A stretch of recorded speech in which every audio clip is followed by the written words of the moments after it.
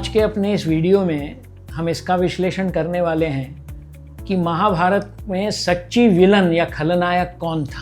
वैसे मैंने देखा है कि पौराणिक कथाओं का विश्लेषण करना आसान बात नहीं है, क्योंकि जैसे हम किसी को दोष देते हैं वैसे वो कहीं से तो भी एक कहानी उभर के आती है कि पिछले जन्म में इसको ऐसा श्राप मिला था और इसकी वजह से इसने ऐसा बर्ताव किया। तो फिर हमें समझ में नहीं आता कि इसको इस जन्म के बर्ताव के लिए दोषी ठहराया जाए या तो फिर वो श्राप के अधीन था इसलिए इसका खुद का कोई दोष नहीं था, ऐसे निष्कर्ष पे पहुंचा जाए। फिर भी मैं आपको जो मुख्य पात्र हैं महाभारत के और जो खलनायक कहलाने के थोड़े थोड़े करीब हैं उन सब का विवरण देता हूं और आखिरी में मैं मेरा खुद का ओपिनियन आपको ज़रूर बताऊंगा।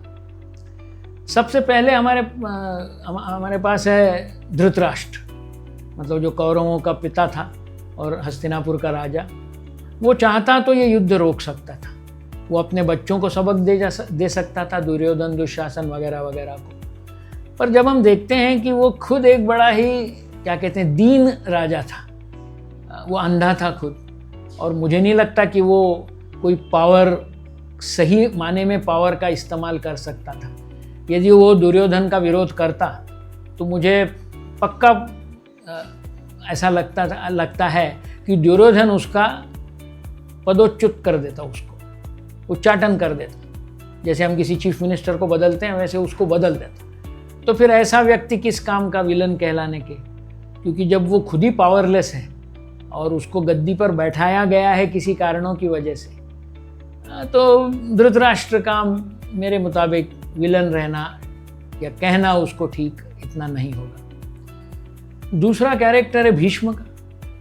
अब भीष्म ने बड़ी कड़ी प्रतिज्ञा ली थी, शादी नहीं की ताकि शादी हो के कोई बच्चा पैदा हो और उनके पिताजी को मतलब और किसी को उनको गद्दी पे बैठाना था और इनके पुत्रों को वह राइट नहीं देना था। तो प्रतिज्ञा के बारे में तो बड़े कड़े थे वो और सच्चे भी इंसान थे। पर आप महाभारत में लिखा हुआ जब भीष्म आखिरी में बाणों के शैया पे पड़े रहते हैं तब श्री कृष्ण से उनका वार्तालाप होता है, क्योंकि उनको इच्छा मरण का ये था कि वो जब चाहे तब मर सकते थे, तो इतने बाण लगने पर भी वो मरे नहीं थे। तो उन्होंने श्री कृष्ण से पूछा कि मैंने क्या गलती की कि जैसे ये सब मेरे हिस्से में आ रहा है, इतनी वेदना मेरे हिस्से में आ रही है। तो श्री कृष्ण ने कहा कि आप तो बहुत अच्छे इंसान थे, पर जो वक्त था उस वक्त आप चुप रहे। जब द्रौपदी का वस्त्र हनन हो रहा था तब आप खड़े होकर कह सकते थे। तो आपने अपनी निष्ठा कौरव राज्य की तरफ उसको जो आपने करना चाहिए था मॉरल स्टैंडर्ड्स के हिसाब से या नीतिमत्ता के हिसाब से, वो नहीं किया। यही आपका सबसे बड़ा दोष रहा और जिसकी वजह से आपको ये स्थिति झेलनी पड़ रही है। तो भीष्म भी एक मतलब उस कैटेगरी में तो जाते हैं कि एक तरह से उनकी वजह से भी महाभारत का युद्ध हुआ कि वो अपना हटीलापन छोड़ के यदि कौरवों को सही नसीहत देते तो शायद कौरव इनकी मान जाते, क्योंकि बड़े फादर फिगर थे भीष्म, नहीं बोला तो भी।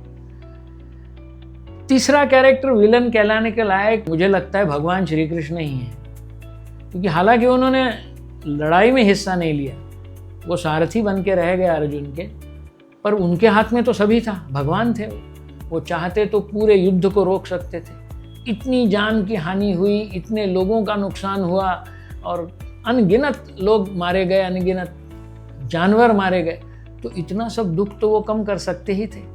तो क्या हम भगवान श्री कृष्ण को विलन कहें कि उन्होंने कुछ कहा नहीं और कुछ किया नहीं, इसलिए उन्हीं को महाभारत का विलन तो नहीं कहना चाहिए हमने। पर अब बात ऐसी आती है कि अपने कल्चर में भगवान को विलन कैसे कहें, और महाभारत में एक जगह श्री कृष्ण ने इसका जिक्र किया है।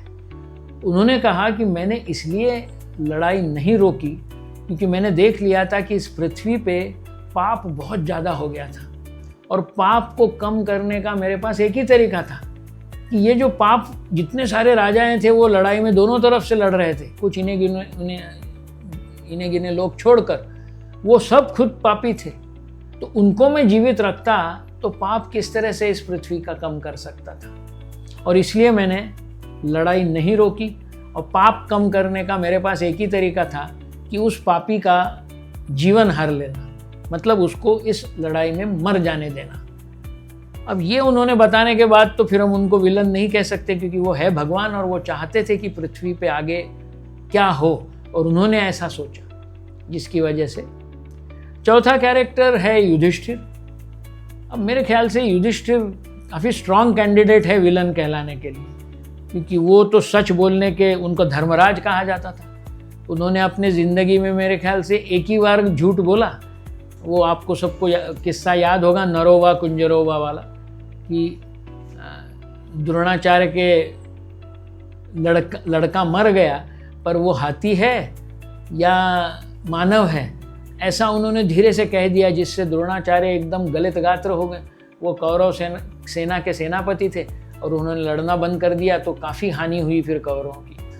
तो एक ये उनके खाते में झूठ बोलना दर्ज है महाभारत में। युधिष्ठिर ने बाकी तो सब जो पाप किए जिसकी वजह से महाभारत हुआ, उन्होंने द्यूत खेला, और द्यूत भी ऐसे लोगों से खेला जो वो जानते थे कि ये कपटी है।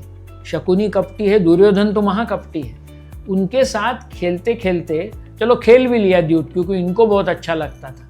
द्यूत खेलना कोई पाप नहीं है, पर द्यूत खेलते खेलते वो क्या क्या हारे। जब बाकी चीज़ें हार गए तो अपने भाइयों को उन्होंने दाव पे लगाया, और आखिर में अपने पत्नी को दाव पे लगाया।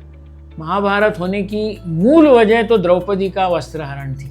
इतना ज़्यादा अपमान द्रौपदी सहन कर नहीं सकती थी, और उन्होंने अपने पतियों को कहा कि जब तक तुम इस अपमान का बदला इन सब लोगों को मार के नहीं लेते हो, तब तक मुझे शांति नहीं मिलेगी। तो हम युधिष्ठिर को एक हिसाब से विलन महाभारत का मान सकते हैं। पर दूसरी तरफ मैंने बोला ना, बाद में आपको वो कथा पता होगी कि महाभारत होने के बाद और सब राज्य करने के बाद, जब सब पांडव लोग स्वर्ग की तरफ पैदल चलने लगे, उनकी इच्छा थी कि स्वर्ग में हम जिंदा रहते हुए ही पहुँचे, और एक एक करके सब गिरते गए, क्योंकि उन्होंने कोई ना कोई पाप किए थे। द्रौपदी गिर गई क्योंकि वो अर्जुन को ज़्यादा प्रेफर करती थी, हालांकि उसको पांचों पतियों को समान रूप से प्यार करना था। सब गिर गए, पर युधिष्ठिर नहीं गिरे। युधिष्ठिर अकेले व्यक्ति थे जो स्वर्ग में जीवंत रूप में पहुंच गए।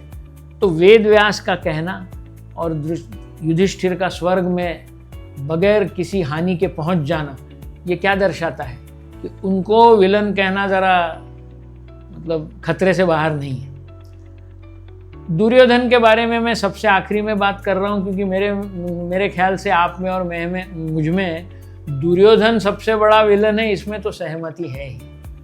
बड़ा अहंकार वाला व्यक्ति था, उसको पांडवों को कुछ भी देना नहीं था, तो दुर्योधन तो डेफिनेटली विलन था। तो आप यदि मेरा ओपिनियन चाहेंगे जानना, तो मेरे हिसाब से दुर्योधन और युधिष्ठिर ये दोनों महाभारत के विलन हैं। वैसे आप इन कथाओं के द्वारा खुद जिस भी नतीजे पे पहुंचने चाहते हो ज़रूर पहुंचिए। मैंने आपको मेरा विश्लेषण बताया और मेरा ओपिनियन भी बताया। नमस्कार। For more such interesting facts from Prakash Shesh, please like this video and subscribe to our channel.